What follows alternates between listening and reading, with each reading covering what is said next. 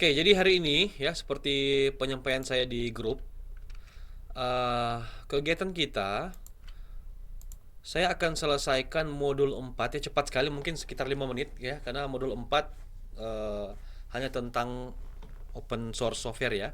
Jadi yang lalu kita sudah pelajari ya, di modul 1 sampai 3 kenapa perlunya kita belajar Linux ya. Anda lihat sekarang industri, lowongan pekerjaan itu kalau mau jadi sysadmin dan lain-lain itu wajib mengetahui apa atau wajib memiliki pengetahuan tentang apa? Tentang Linux. Kemudian kita sudah belajar juga ya, ada turunan-turunan Linux ya atau disebut dengan distribution atau distro ya. Bagaimana cara memilih sistem operasi dan saya rasa juga sudah Anda ikut ya examnya untuk modul 1, 2 dan 3. Saya tahu saya belum cek kalau ada beberapa yang tidak ikut. Nah, sekarang kita selesaikan modul 4 cepat sekali ya, mungkin 5 menit ya. Setelah itu untuk modul 5 saya mohon Anda untuk masuk ya, masuk ke dalam apa? Modul kita, kemudian bisa langsung praktek ya. Sementara saya menjelaskan, Anda juga mencoba. Kenapa? Karena setelah ini akan ada lab ya, ada lab. Jadi lab 5 itu kalau Anda lihat di dalam sistem atau LMS itu kalau tidak Anda kerjakan modul 5 maka tidak akan apa ya, tercentang ya. Jadi kalau ujian sudah Anda selesai bikin kan akan ada tanda centang ya. Kemudian juga nanti lab akan ada tanda centang. Jadi harus dibuat. Nah, untuk itu, untuk awalnya ya, basicnya Anda bisa mengikuti sambil saya menjelaskan. Bisa ya? Oke, jadi sekarang saya share dulu ya yang modul 4. Saya share dulu yang modul 4. Oke. Nah, jadi modul 4 ini kita belajar tentang open source software and licensing. Jadi bagaimana itu open source atau bagaimana licensing yang ada sekarang ya. Karena untuk Linux sendiri dia kan open source. Nah, bagaimana itu dia punya license open source? eh jadi kita ketahui bersama bahwa di materi-materi sebelumnya atau di modul-modul sebelumnya, kalau kita bicara software ya, source code ya, dan kita memodifikasi itu tentu ada aturan. Nah, Unix sendiri sebenarnya sudah muncul ya, sudah awal duluan itu dibuat di AT&T, Bell Labs sudah kita bahas juga ya, Unix dulu, Linux dan kawan-kawan. Kemudian ada sebuah badan standarisasi ya, organisasi IEEE dan POSIX itu mereka eh, apa ya? Mereka memastikan bahwa program-program ya atau kode-kode program yang ada di dalam sistem operasi ini itu bisa digunakan atau bisa saling kolaborasi dengan lain. Jadi ada standar ya. Jangan sebuah apa ya? Sebuah sistem hanya bisa dipakai di perangkat ini ya, perangkat keras ini tidak bisa dipakai di lain. Itu yang atur IEEE dan POSIX. Oke. Nah, untuk pembelian software sendiri ya, sekarang kalau Anda mau beli software, tentu saja ada yang ownership ya, Anda bisa money transfer ya, mengirimkan uang untuk membeli software. Ada juga yang memang Anda beli license-nya, ya kan? Ada yang Anda beli, ada yang Anda beli license-nya, ya. Ada juga yang Anda beli dia punya ownership, kepemilikan. Jadi itu untuk pembelian software. Nah, ini ada beberapa apa ya, beberapa istilah ketika Anda menggunakan software atau menginstal software dan lain-lain. Yang pertama adalah end user license agreement, ya. Mungkin saya rasa ketika Anda instalasi sebuah program, Anda ada baca ini ya, end user license agreement, ya. Tapi harusnya yang dibaca, kebanyakan kita hanya scroll, accept, next, ya. Kalau ini harus dibaca karena ini adalah legal document yang harus di-accept sebelum kita install software. Kemudian ada juga yang GPL versi 2 yaitu GNU General Public License version 2. Nah, apa ini? Ternyata ini dia walaupun dia punya source code ya, source code itu diberikan ya, source code-nya diberikan tetapi ketika kita melakukan perubahan terhadap source code tersebut, dia harus ada di license yang sama. Itu kalau GNU. Nah, bedanya dengan free atau open source software, contohnya Linux ini, source code-nya diberikan, ya kita bisa modifikasi, lalu kita bisa redistribusi lagi dengan menggunakan punya kita. Ya, itu perbedaannya. Kalau GPL itu kita bisa modifikasi, tetapi kalau kita mau apa ya, kita harus menggunakan license yang sama. Berbeda dengan free atau open source, itu kita bisa menggunakan apa ya, modifikasi, kita distribusi, kita buat sistem operasi baru dengan license kita, itu untuk open source. Ya. Nah, kalau ini Free Software Foundation ya, itu ditemukan tahun 85 ya, tahun 85. Kemudian ada istilah copyleft ya. Jadi copyleft ini apa ya? Mereka share ya, sama juga ya, share change ya. Ini tadi sudah kita bahas ya, GPL. Nah, untuk yang Linux ini dia masuk dalam kategori ini ya, free and open source ya, FOSS atau juga FLOSS ya. Jadi Libre ini untuk perbedaan antara restriction dan free. Jadi FOSS dan FLOSS. Jadi kalau kita belajar Linux ya masuk dalam sini. Nah, ini contoh ya Creative Commons. Kalau misalkan banyak ya sekarang juga gunakan ini, Anda gunakan misalkan Anda download file dari atau download gambar dari apa yang top sekarang ya, Freepik ya, atau situs-situs yang menyediakan gambar, video ya, atau template-template. Ada beberapa itu ya, ada beberapa istilah ya. Yang pertama attribution. Apa itu attribution? Anda bisa gunakan ya, Anda bisa gunakan file ini di project Anda atau nanti di pekerjaan Anda, tetapi Anda harus acknowledge the author. Artinya Anda taruh siapa yang bikin ini ya, atau Anda meminta izin kepada yang punya, itu attribution. Ya kalau share alike dia sama seperti copyleft ya. Kita bisa apa ya? Kita bisa ubah dan gunakan lainnya tapi di dalam license yang sama. Nah, kalau no derif ini tidak boleh ganti kontennya ya. Kalau non komersial kita bisa gunakan tapi tidak boleh untuk commercial use. Tidak boleh untuk yang bersifat komersial ya. Atau bisa juga kombinasi dari ini ya, ada kombinasi dari attribution, kombinasi dari no derif dan non komersial. Nah, ini contoh ya, kombinasi-kombinasi yang ada. Kalau Anda bisa lihat ya, ada yang CCBY ya, CCBYSA ya, CCBYND. Ya, ini ND itu no derif ya, dan line SA, share alike ya, attribution, dan nah ini kombinasi-kombinasinya. Jadi ini biasanya Anda temukan di dalam apa ya, Creative Commons. Oke, nah sekarang pertanyaan begini. Loh, ini open source ya, ini free software. Terus dapat dari mana uang mereka? Ya, keuntungannya dapat dari mana? Ternyata Linux juga apa ya, mereka ada produk dan service. Contohnya Red Hat, itu ada Red Hat untuk enterprise ya, itu membayar ya. Ada juga service-service, contohnya misalkan Ubuntu ada beberapa service yang harus dibayar. Apalagi mereka buat tools Wireshark ya, tools yang terkenal saat ini ya, Wireshark ya, itu pasti ada juga ya pemasukan. Dan juga mereka membuat hardware yang bundle ya, atau suatu package dengan open source tersebut. Dia jual hardware tapi di dalamnya ada software. Jadi itu ya, dapat uangnya dari situ. Oke, jadi saya rasa untuk Linux ya kita sudah paham ya, mulai dari awal kita belajar, mulai dari sejarahnya, kenapa kita belajar, masuk dalam kategori apa dia. Oh, ternyata dia open source. Open source artinya apa? Anda bisa buat apa? Bisa buat sistem operasi Linux sendiri. Yang lalu ya ada materinya namanya Linux from scratch. Anda bisa buat sistem operasi Anda sendiri. Ya. Misalkan Anda buat apa gitu ya, yang fokus ke sistem operasi yang fokus misalkan ke desain ya, Linux yang fokus ke desain, atau Linux yang fokus ke programming, atau Linux yang fokus ke cyber security misalkan. Nah, itu bisa Anda lakukan. Bisa ya? Saya rasa sudah paham semua apa itu Linux. Nah, sekarang kita akan praktekkan ya. Di modul 5 saya mau semua silakan ya, silakan Anda membuka modulnya, silakan buka. Mungkin saya tunjukkan ya.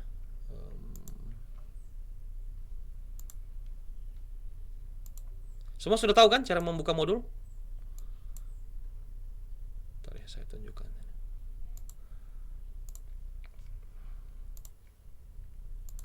Saya share semua saja.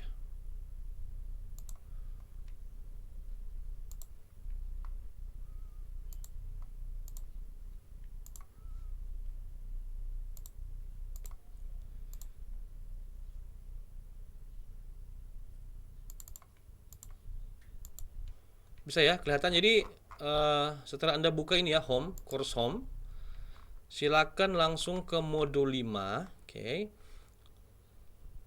Ya, modul 5, lalu silakan buka chapter 5. Nanti akan ada tab baru. Ini kebetulan saya tadi perbesar ya. Nah, nanti tampilannya seperti ini ya. Oke, saya perbesar. Jadi terbagi, jadi window atau browser Anda ini akan terbagi jadi dua ya.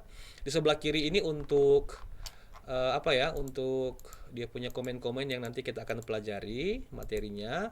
Sebelah kanan sini itu adalah Linux-nya. Anda bisa coba. Jadi enak ya, Anda tidak perlu sediakan Linux dalam virtual machine. Di sini sudah disediakan. Bisa ya? Oke. Biar kelihatan saya buat seperti ini ya. Oh ya, nanti untuk materi-materinya ya, materi-materi yang rekaman ini bisa Anda akses di YouTube ya, di channel saya. Silakan search saja nama saya. Anda punya untuk ini rekaman yang lalu itu masuk di dalam sini ya, di playlist NDG Linux Essential. Oke? Bisa diakses di situ. Saya besar dulu. Oke.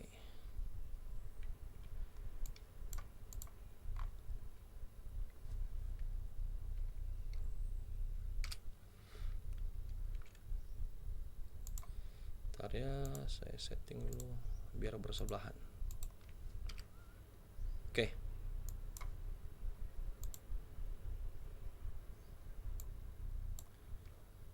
Ya, mudah-mudahan bisa kelihatan ya. Jadi kita langsung saja. Mudah-mudahan terlihat jelas ya. Ntar saya lihat di rekaman. Oh ya, bisa ya. Oke, jadi sekarang kita masuk di modul 5 ya. Modul 5 kita tentang command line skill. Oke. Jadi ini akan kita pelajari dalam modul 5 ini. Silakan dilihat. Jadi akan kita pelajari adalah command line interface. Ya, masih ingat ya? Untuk interface dari Linux ada dua. Yang pertama itu memang dari graphical user interface, ada GUI-nya. Kemudian yang ketiga itu yang kedua itu adalah CLI. Jadi kalau Anda baca istilah CLI itu adalah command line interface. Kita akan belajar sekarang command line interface-nya ya. Kemudian shell, apa itu shell? Lalu kita pelajari apa itu command ya. Kita pelajari variabel. Apa itu variabel? Kita belajar command types ya, quoting dan control statement. Ini akan kita pelajari hari ini ya. Tolong langsung dipraktekkan ya. Sambil saya jelaskan, bagusnya langsung Anda praktekkan karena nanti Anda harus buat lab. Oke, command line interface. Jadi kalau kita bicara command line interface, kenapa kita gunakan ini? Karena sebenarnya kalau kita menggunakan command line interface itu dia punya speed ya, dia punya kemampuan, dia punya kecepatan untuk melakukan sesuatu pekerjaan atau task. Itu sangat baik ya, dikatakan sini power dalam speed dan ability. Kemudian kalau kita gunakan CLI juga, kita bisa mengontrol ya. Malahan kita bisa membuat, katanya kita bisa membuat script ya, script sehingga ada beberapa task yang kita bisa buat secara otomatis kalau Anda mau gunakan command line interface. Oke. Jadi mudah-mudahan dengan mempelajari CLI ini Anda bisa lebih mudah ya dalam menggunakan nanti Linux untuk modul-modul selanjutnya. Nah, kemudian apa itu shell ya? Shell, apa itu shell? Ternyata ketika kita membuka terminal, nah ini disebut dengan terminal ya. Ini disebut dengan terminal, maka sebenarnya kita sudah lalu jadi ketika kita membuka terminal, lalu kita mengetikkan command di terminal sini, itu sebenarnya kita sudah membuat sesuatu di atas shell. Oke? Kita sebenarnya sedang membuat sesuatu di atas shell. Kenapa? Karena shell ini dia yang jadi interpreter. Ya. Ketika saya ketik command, yang mengartikan command itu adalah tugas dari shell. Dia translate command kita menjadi action. Ya. Misalkan saya ketikkan perintah ls. Jadi ls ini untuk list ya. ls. Oke, sorry. ls misalkan ya. Nah, ketika saya ketik ls, itu ls artinya kita akan list apa saja yang ada di dalam direktori kita saat ini. Maka shell bertugas untuk menginterpretasikan kita punya command tersebut. Bisa ya? Seperti itu. Jadi memang Linux kalau kita belajar ada banyak shell ya. Yang lalu saya sempat singgung kalau nggak salah ya. Ada bash ya, ada pokoknya banyak ya. Banyaknya. Nah, sekarang ya kita belajar dulu di bash. Oke, jadi kenapa kita belajar menggunakan bash ya, Burn Again Shell? Itu bash ya, Burn Again Shell. Karena dia sangat populer dengan beberapa fitur. Seperti contoh ini, kita bisa melihat history, apa yang sudah kita ketikkan. Nanti kita lihat ya sebentar caranya. Kita bisa inline editing ya. Ada yang nggak bisa ya. Kemudian kita bisa lakukan juga untuk scripting. kita bisa lakukan untuk alias, kita bisa buat variabel. Apa itu variabel? Jadi apa itu alias? Alias itu adalah kita bisa buat singkatan ya atau nickname, short nickname dari komen yang panjang. Oke. Kalau variabel itu kita bisa menyimpan informasi entah itu secara lokal maupun istilah di sini global ya, global terhadap variabel. Kalau scripting itu adalah kita bisa membuat komen di dalam file ya dan kita bisa menjalankan itu. Ya, kita bisa eksekusi. Itu scripting ya. Script, alias dan variabel. Mudah-mudahan mengerti ya. Oke. Nah, perhatikan ya. Ini itu shell. Mungkin saya kasih kosong lagi ya. Saya kasih kosong lagi. Sambil dibuka ya, sambil lihat-lihat. Ini ketika kita buka ya terminal kita akan muncul shell seperti ini dan kalau Anda lihat ini adalah structure-nya ya. Prompt yang pertama yang muncul adalah ini ya. Ada username, berarti username kita di sini sysadmin ya. Kemudian system name sini nama sistem saya adalah localhost. Kemudian direktori kita saat ini ada di mana ya. Jadi itu struktur shell-nya. Struktur shell adalah kita punya username ini sysadmin, kita punya system name localhost dan kita sekarang sedang berada di direktori mana. Jadi kalau simbol seperti ini itu artinya simbol itu adalah simbol untuk home directory ya. Home directory kita. Nah, kalau itu misalkan saya ketik pwd ya. Nah, di sini ya home sysadmin. Jadi kalau tanda seperti ini itu adalah home directory kita. Saya. Oke, kita lanjut. Nah, sekarang komen ya. Jadi yang saya ketik-ketik dari tadi itu disebut dengan komen ya. Nah, ada komen ya. Ada komen yang dia kalau Anda mau eksekusi dia cuman single seperti tadi ya. Contoh tadi ada pwd ls. Tetapi ada komen-komen juga yang membutuhkan argumen dan option. Ya. Apa itu argumen dan option? Jadi contoh misalkan tadi saya sudah ketikkan ls ya. Saya ketik ls kemudian saya tekan enter. Maka ini akan memunculkan apa yang ada di saya punya posisi sekarang. Kan tadi saya posisinya di home sysadmin. Ada file apa di sana? Ada directory apa di sana ya. Jadi kalau di Linux kita bilangnya folder itu directory ya. Ada directory apa di sana? Nah, itu kita bisa menggunakan perintah apa? Perintah ls. Oke. Nah, ini yang tadi saya sebutkan. Ada beberapa komen yang memerlukan tambahan input lagi. Nah, tambahan input itu dalam dua bentuk. Ada namanya option, ya. Yang kedua adalah argumen, ya. Ada option dan yang kedua adalah argumen. Nah, kalau option itu digunakan untuk memodifikasi ya core behavior daripada komen. Ya, nanti kita lihat ya sebentar. Jadi option itu untuk memodifikasi fungsi atau behavior daripada komen itu sendiri. Sedangkan argumen itu digunakan untuk menambahkan additional information, jadi untuk additional information. Jadi untuk format dari komen seperti ini, ada yang cuma komen ya, ada yang komen kemudian option, ada yang komen sama argumen, ada juga yang dua-duanya ya. Ada dua-duanya komen, option dan bentar ya. Telegramnya masih menyala ya. Saya keluarkan dulu. Gitu ya. Komen, option dan argumen. Oke, mari kita lanjut sekarang dengan argumen. Nah, apa ini argumen? Jadi argumen ini ternyata kita bisa melihat dengan tadi dibilangkan additional information. Jadi contoh misalkan begini, ls ya. Jadi ls ini kalau kita ketikkan ls, maka ini current directory punya file dan directory yang akan ditampilkan. Nah, bagaimana kalau saya mau melihat, saya tidak mau berpindah ke directory untuk melihat isi. Misalkan saya mau lihat isi dari directory etc ya /etc/ppp ini ya atau p3 ya, bisa ya, kita bisa menggunakan argumen seperti ini. Jadi kita bisa gunakan argumen ls ya spasi langsung nama foldernya. Nah, ini adalah argumen. Jadi saya bisa langsung mengetahui, oh ternyata di dalam folder p3 ini ada file ifdown.d dan ada ifup.d. Jadi itu argumen ya.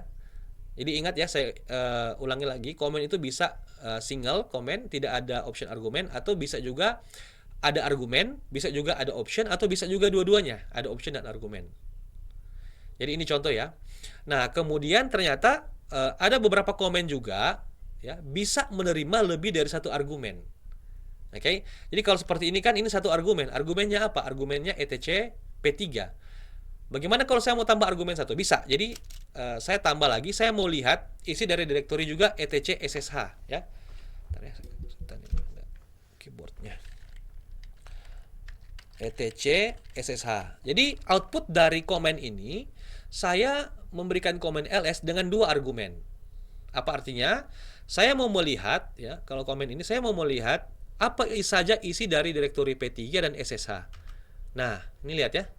Dia langsung memberitahukan seperti ini. Oh, kalau isi dari P3 itu ini ya. If down.d, if up.d. Kalau isi dari SSH itu ini. Oke. Bisa ya? Jadi itu argumen. Nah, bagaimana dengan option ya? Ingat ya tadi option itu kita bisa merubah atau modifikasi core behavior daripada komen itu sendiri. Contoh ya, contoh. Kalau kita ls seperti ini, maka hanya menampilkan nama folder atau file yang ada. Bagaimana kalau kita tambah option min l? Ya, option min l. Jadi itu long listing ya. Jadi kalau kita tambahkan option, ini saya clear dulu ya.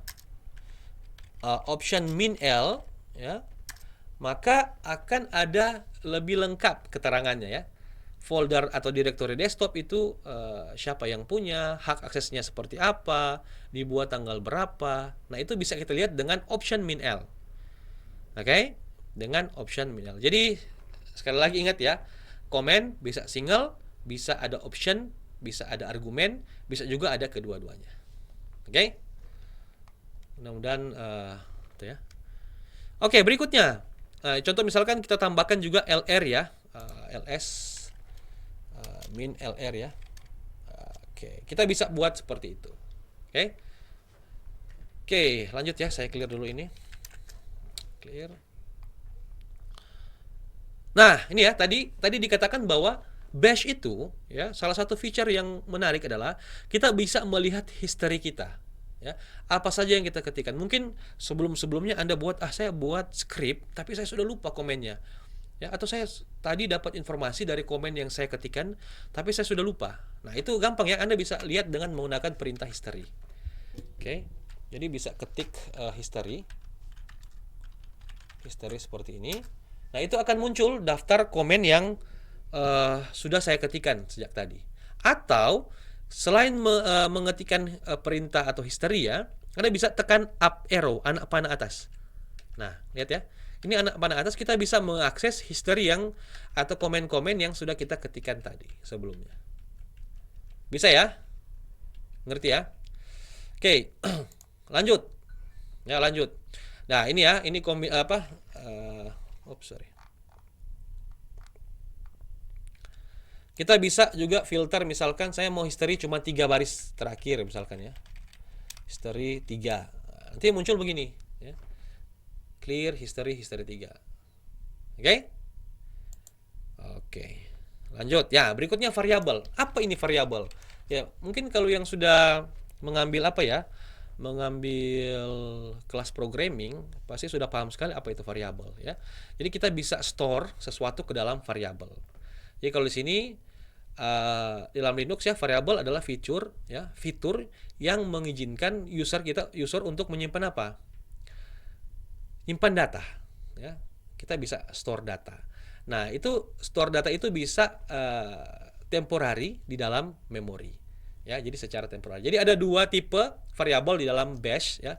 Ini selalu keluar di exam ya. Ada namanya lokal dan ada nama environment. Jadi seringkali lokal environment ini juga disebut global ya. Lokal dan global. Tapi kalau ada istilah environment itu sama seperti global.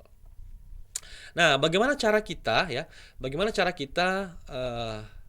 membuat variabel ya? Lalu apa ini fungsinya variabel? Nanti Anda akan lihat ya kalau kita maju ke modul berikut, ini penting juga variabel. Nah, caranya adalah kita bisa membuat variabel ya, caranya variabel kemudian sama dengan kita punya isi dari variabel. Oke. Jadi contohnya saya mau buat sebuah lokal variabel namanya variabel 1, isinya something. Jadi misalkan saya buat variabel ya. Variabel 1 isinya adalah apa? Something. Misalkan isinya something. Kita ikut modul saja ya, lalu tekan enter. Nah, itu variabel kita sudah bisa dibuka. Nah, bagaimana cara melihat isi variabel kita? Caranya Anda bisa melakukan perintah echo. Echo sama seperti kalau di apa ya? Kalau di programming print ya, kita print ya, print F dan lain-lain. Jadi echo. Nah, untuk variabel karena kita sudah buat ini jadi variabel, variabel itu dimulai dengan tanda ini ya, $. Ya. Jadi kita akan melihat apa sih isi dari variabel satu. Jadi kalau Anda belajar PHP ya, kalau variabel di PHP itu seperti ini ya, pakai tanda $. Juga. Jadi waktu saya echo variabel satu, maka yang muncul adalah isi dari variabel satu ini, something tadi. Bisa ya? Mudah-mudahan bisa paham ya. Jadi tadi kita sudah membuat variabel satu, isinya something. Ingat ya, variabel itu kita bisa menyimpan data, store data. Ketika saya echo variabel satu, maka yang keluar adalah something. Nah, ini kita buat local variable. Oke, selanjutnya adalah environment variable. Nah, ini di sini ditulis ya. Environment variable itu sering juga disebut ya, also called global variable. Ya, jadi ada variable yang secara keseluruhan sistem itu dipakai. Kalau ini kan cuma lokal. Jadi contoh misalkan ada variabel namanya pet, ya, home, his size. Ini variabel yang secara default sudah ada. Oke, jadi pet, home, his size itu sudah ada. Nanti kalau misalkan Anda mau konfigurasi misalkan Java ya di Linux, ini pet ini sangat perlu ya. Jadi ada beberapa komen ya yang harus Anda masukkan ke dalam pet. Ya, kalau Anda tidak tahu variabel, ya, maka tidak akan bisa jalan Java Anda. Oke, misalkan ya, mari kita lihat apa saja sih isi dari variabel ini. Misalkan saya mau lihat isi dari pet ya. Ini tidak ada sih, tapi saya coba ya. Echo pet. Nah ini ya, isi dari pet adalah ini. Ya, /home, sysadmin bin dan seterusnya. Oke, bagaimana dengan his size ya? Misalkan jadi echo variabel namanya his size. Oke, his size kita 1000 ya ternyata. Seperti itu. Oke. Nah, kemudian tadi kan hanya pet, home, his size. Bagaimana kalau saya mau melihat semua global variable atau environment yang ada, environment variable yang ada di Linux? Saya bisa mengetikkan perintah env ya atau env. Anda ketik ini adalah list ya. List untuk variabel environment atau global yang ada. Ada ls color, ada ls close ya. Ini namanya variabel sekaligus isinya ya. Ada all pwd, ada hash login ya, ada login ya, ada user, ada pwd, ada home, okay, ada mail, shell, log name. Ini yang pet tadi. Itu adalah variabel global atau environment variable. Sekarang begini pertanyaannya. Tadi saya sudah buat sebuah variabel namanya variabel 1 ya. Namanya variabel 1. Ini kan lokal tadi. Bagaimana kalau saya mau buat ini jadi variabel global? Ya. Bisa, ya, bisa. Caranya adalah saya bisa ekspor menggunakan perintah ekspor. Jadi ekspor spasi nama variabelnya. Ekspor variabel 1. Saya enter, maka saya ya punya apa? Variabel ini sudah masuk ke dalam global ya. Contoh env ya, kita env harusnya sudah ada. Ini ya, sudah masuk variabel 1 something. Sudah ada ya? Apa ini? Ada chatting ya. Oh, isin. Oke, ini sudah ada kita punya variabel 1. Jadi gampang ya. Jadi tadi cara membuat variabel lokal, cara melihat variabel global atau environment, dan kalau variabel lokal kita mau ditaruh ke dalam variabel global, silakan menggunakan perintah apa? Perintah export ya. Nanti lebih jelas lagi kalau Anda buat lab ya. Kalau Anda buat lab. Oke, lanjut ya. Nah, ini contoh pet variable ya. Seperti yang saya sampaikan tadi, pet variable ini adalah most important variable yang ada di sini. Ya, most important. Jadi kita harus benar-benar tahu di mana letak ini pet variable. Jadi ini adalah list tempat di mana program-program kita jalan.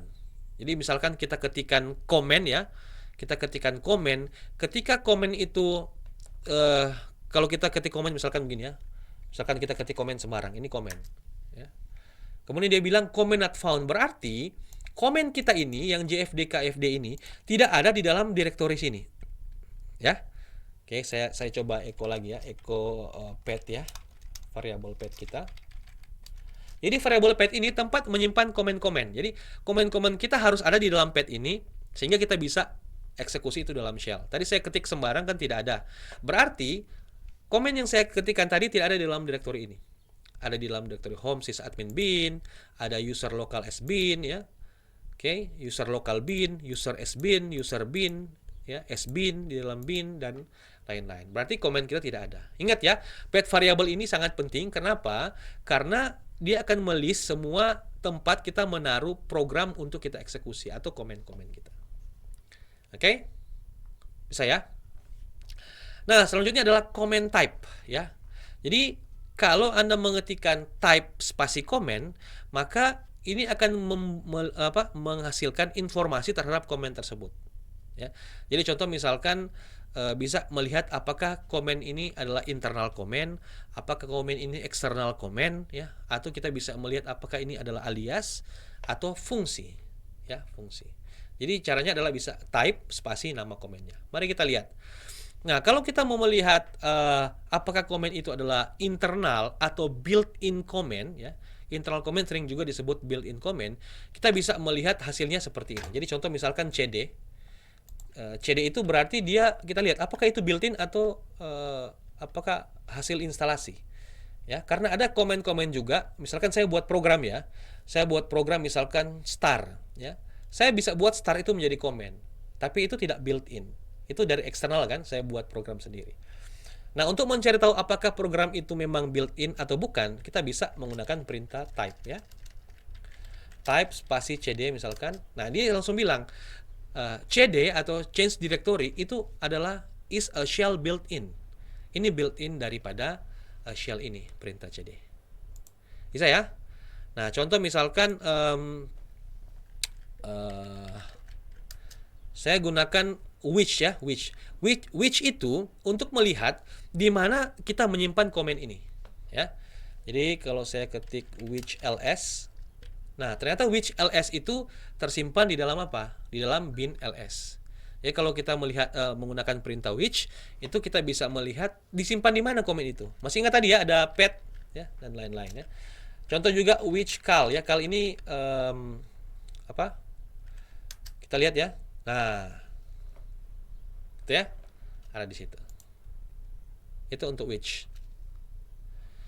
Oke. Nah, sehingga kalau Anda mau ketikan perintah ya, Anda bisa ls seperti ini, atau juga Anda bisa lakukan full path seperti ini, bin/ls. Dia tetap akan menghasilkan juga hasil yang sama. Gitu ya. Dia juga akan menghasilkan hasil yang sama. Jadi misalkan saya gunakan type cal ya. Ternyata type cal ini adalah bukan built-in, ya. Jadi kalau tadi type ls ini disebut dengan bukan ls ya tadi, type cd ya. Nanti ls ini ternyata alias ya, alias. Jadi type cd, ini cd ini adalah atau cd ini change directory adalah shell built-in. Kalau type call ya, dia ada di sini. Berarti dia itu adalah apa? Adalah external comment. Atau kalau Anda mau lihat misalkan lokasi semua, Anda bisa tambah dengan perintah option ya, ada option ya. Ini komen juga ya, type -a misalkan echo. Perintah echo yang tadi ya kita buat. Oh, ya. Ternyata kita bisa lihat sini. Echo itu adalah shell built-in dan echo itu ada di bin echo. Gitu ya. Jadi nanti Anda bisa lihat ya rekaman-rekamannya. Oke. Nah, berikutnya ada alias ya. Jadi sekali lagi alias itu fungsinya adalah kita bisa mapping, kita bisa buat nickname dari komen yang panjang menjadi lebih pendek. Ya, lebih pendek. Jadi contoh misalkan tadi kan saya ketik ls -l. Jadi seperti ini. Ternyata sudah ada aliasnya, ya. Aliasnya bisa kita ketik l saja ya atau ll. Nah, sama ya hasilnya. Nah, kalau kita mau melihat alias, di manakah itu? Bisa lihat di sini. Ketik perintah alias. Nah, ini adalah alias yang sudah dibuat. Anda perhatikan ya. Jadi kalau L itu ls -cf. Kalau LA itu ls -a ya. Kalau LL itu ls -alf ya. Dan lain-lain. Nah, makanya tadi kalau saya ketikkan perintah, perhatikan ya, ketik perintah ls, maka ini ada colornya. Karena ternyata ada min colornya itu auto. Nanti dia bedakan ya, kalau folder itu warna biru, kalau punyanya sistem itu warna hijau, warna merah, dan lain-lain. Makanya bedanya kalau saya langsung begini ya, perhatikan ya. Ini kan tadi bin ls, ya, bin/ls. Ini kan tempat menyimpan ls di sini kan tadi. Saya sudah tunjukkan dengan mengetikkan perintah apa tadi? apa tadi ya, which ya, which. Dia tidak berwarna. Kenapa? Karena ini ya, ls ini alias. Ada ls dan color auto. Jadi kalau saya ketik ls, ini ada colornya. Karena ada alias ini. Min color sama dengan auto. Gitu ya. Oke, atau kita mau cari tahu dengan menggunakan type ll. Nah, ini. Type ll ternyata ll itu alias dari ls min alf. Jadi, itu ya fungsi type tadi.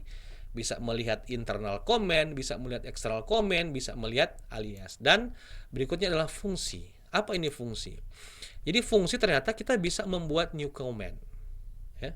New comment atau bahkan kita bisa override comment yang built-in. Ya. Nah, jadi alias dan fungsi ini biasanya di-load ketika kita menjalankan itu shell pertama kali. Ya, nanti caranya ada di lab. Nah, berikutnya adalah quoting ya, sudah mau selesai ini kita punya meeting. Quoting. Untuk double quote. Nah, apa ini ya double quote? Ya sama sebenarnya ini mirip-mirip seperti programming ya. Kalau Anda mau itu harus pakai backslash n ya untuk new line, atau misalkan kalau mau memunculkan variabel atau ada special character atau ada disebut di sini wildcard ya. Itu harus menggunakan tanda apa? Karena nanti tidak akan muncul. Mari kita coba ya. Jadi misalkan begini. Kalau kita menggunakan double quote, maka dia tidak akan jadi untuk interpreting meta karakter ya, atau yang disebut dengan juga global karakter, di sini ada wildcard. Jadi ada simbol-simbol ya, bintang, tanda tanya, kemudian ada apa? Tanda kurung. Ternyata kalau mau display itu echo itu di dalam shell itu seringkali tidak muncul. Tidak munculnya bagaimana nanti kita lihat ya. Oke, mari kita coba ya. Kalau kita gunakan double quote seperti ini ya. Kalau kita gunakan double quote, maka dia akan muncul seperti yang ada ya. Jadi echo the globe,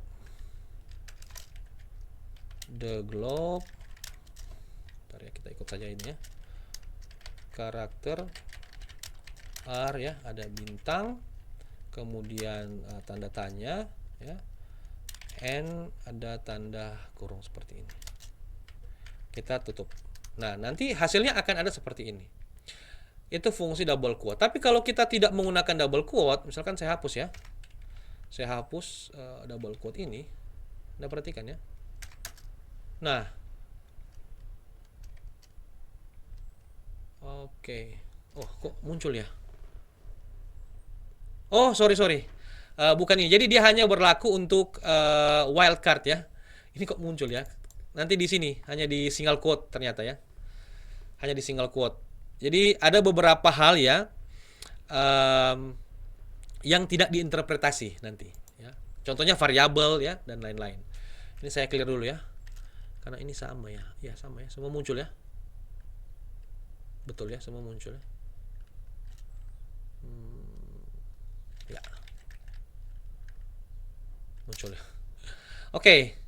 Kita lanjut ya. Nanti kita lihat lagi di lab ya. Berikut single quotes. Nah, ini dia. Jadi contoh misalkan kalau saya echo ya, echo the car cost ya $100.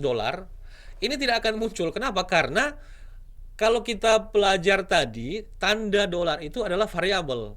Iya kan? Jadi ketika saya ini dia akan menampilkan car cost itu 00. Kenapa? Karena variabel ini tidak ada variabel 100. Maka kita perlu menggunakan apa? Tanda quote ya. Kita perlu menggunakan tanda quote. Oke. Kalau quote, nah, kalau quote maka dia akan memunculkan ini. Oke. Bagaimana kalau kita buat quote ini ya? Apa bedanya? Double quote. Nanti di lab lebih banyak ya contoh-contohnya. Oh ya, nah perhatikan ya. Quote juga dia tidak akan interpretasi kalau double quote. Jadi kita harus gunakan apa? Kita harus gunakan single quote. Jadi dia prevent shell from doing interpreting special character. Kalau double quote ya, dia tetap akan interpreting. Nah, jadi itu bedanya ternyata ya. Jadi kalau double quote Anda mau isi di dalam double quote, tetap dia akan apa? Dia akan interpretasi. Tetapi kalau kita gunakan single quote ya, maka dia tidak akan interpretasi. Itu bedanya ya. Itu bedanya. Nanti ada juga contoh-contoh di lab ya untuk lebih memahami perbedaannya. Nah, berikutnya adalah backslash. Nah, ya, kalau backslash kan saya rasa semua tahu ya tanda ini ya, backslash. Misalkan seperti ini ya, kita contoh. Jadi kalau single quote itu single karakter to use the backslash karakter ya. Jadi kita lihat contohnya, misalkan ini ya ada echo ya. Ternyata boleh juga ya tanpa menggunakan single quote tadi, double quote. Jadi echo, misalkan saya pakai double quote di sini. Sesuai contoh saja ya. The service cost 1 and the pet is, kita kasih variable pet. Tutup. Nah, waktu saya ketik, perhatikan ya. Nah, perhatikan di sini. Ini tidak ada ya, karena tidak ada variabel 1.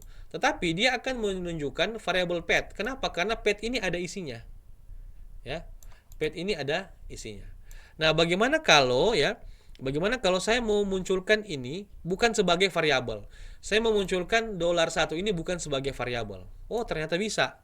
Dengan menggunakan apa? Perintah menambahkan tanda apa? Tanda backslash di sini. Seperti ini ya. Ini kita hapus quote-nya sesuai contoh. Oke ya. Nah, perhatikan. Ini dia hitung nanti sebagai teks ya, bukan sebagai variabel. Ternyata bisa dengan menggunakan perintah apa?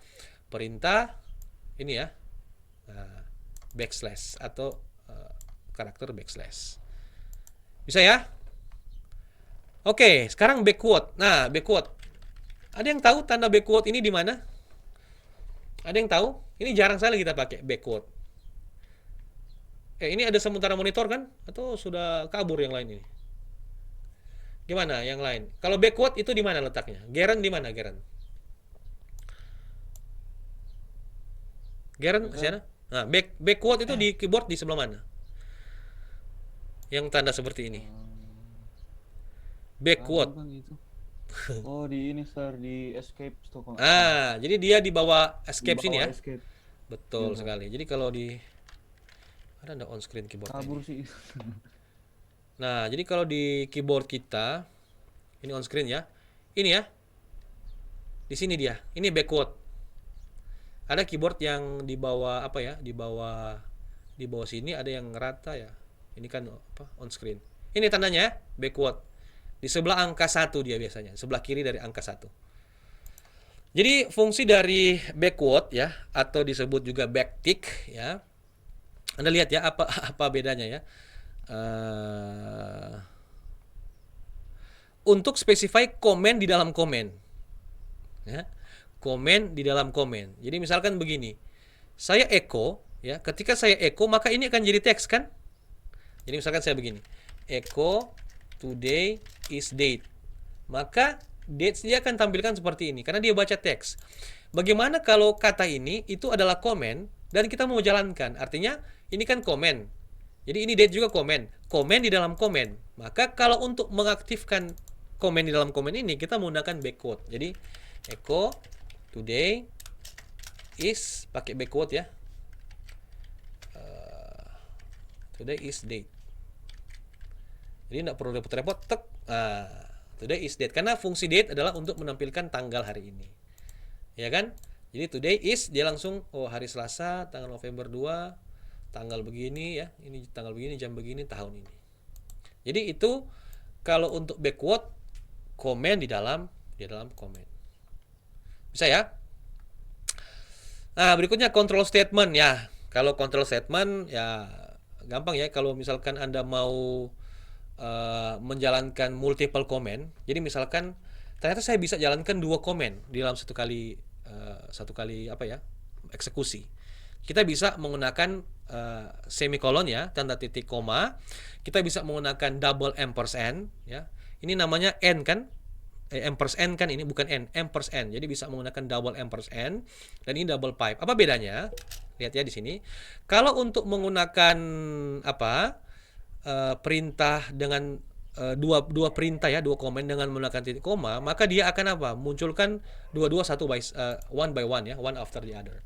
Jadi contoh kal 1 2015 saya kasih ini, kemudian saya jalankan kal 2 2015. Saya jalankan perintah kal 3 2015 ya, saya enter, maka dia akan apa? Ini ya, munculkan. Jadi satu itu Januari, kal 2 itu Februari, kal 3 itu Maret. Jadi dia akan memunculkan Januari, Februari, Maret. Kalau saya ketikkan cuma satu seperti ini ya, dia muncul seperti ini. Jadi saya harus ketik lagi kal 2 2015. Nah, jadi kalau saya mau satu kali ya, lebih dari satu komen, bisa menggunakan tanda apa? Semikolon. Nah, apa bedanya dengan ini ya, yang double ampersand ya, dan juga double pipe. Dia main di logic. Ingat ya. Jadi kalau kita pakai logika N ya, ketika ada satu komen saja yang first saja yang berhasil, maka dia akan tampilkan tetap. Ya. Kalau kita pakai logical OR ya, dia tergantung ya. Kalau misalkan first comment itu dia tergantung di first comment ya. Jadi second comment itu tetap dia akan apa? Dia akan bisa jalankan ataupun dia skip. Jadi kalau dia awal pertama oke, maka dia akan apa? Jalankan. Kalau salah di pertama, maka dia tidak akan jalankan. Jadi itu ya fungsi logikanya ya. Masih ingat ya logika N dan OR tuh? Sama. Jadi contoh misalkan ls etc xml ya, double ampersand echo success.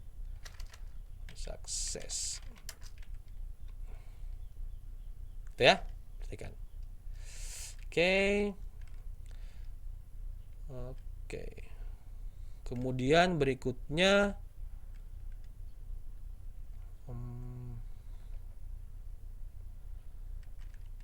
ls etc jang double pipe apa ya, echo fail. Nah, seperti itu. Oke? Saya. Jadi itu yang mudah-mudahan Anda bisa pahami ya. Jadi kita belajar ini baru basicnya ya. Kita belajar command line skill yang basic ya. Kita sudah belajar tadi ternyata komen jalan di mana? Di shell ya. Kemudian kita sudah belajar struktur komen, ada komen yang ternyata bisa apa ya? Bisa jalan sendiri, ada yang membutuhkan option ya, bisa menggunakan option, bisa menggunakan argumen. Kita belajar apa itu variabel ya, ada variabel global, environment atau global. Comment type ya, apakah dia itu built-in, internal, eksternal ya, alias atau fungsi. Kita belajar bagaimana itu quote ya. Ada apa?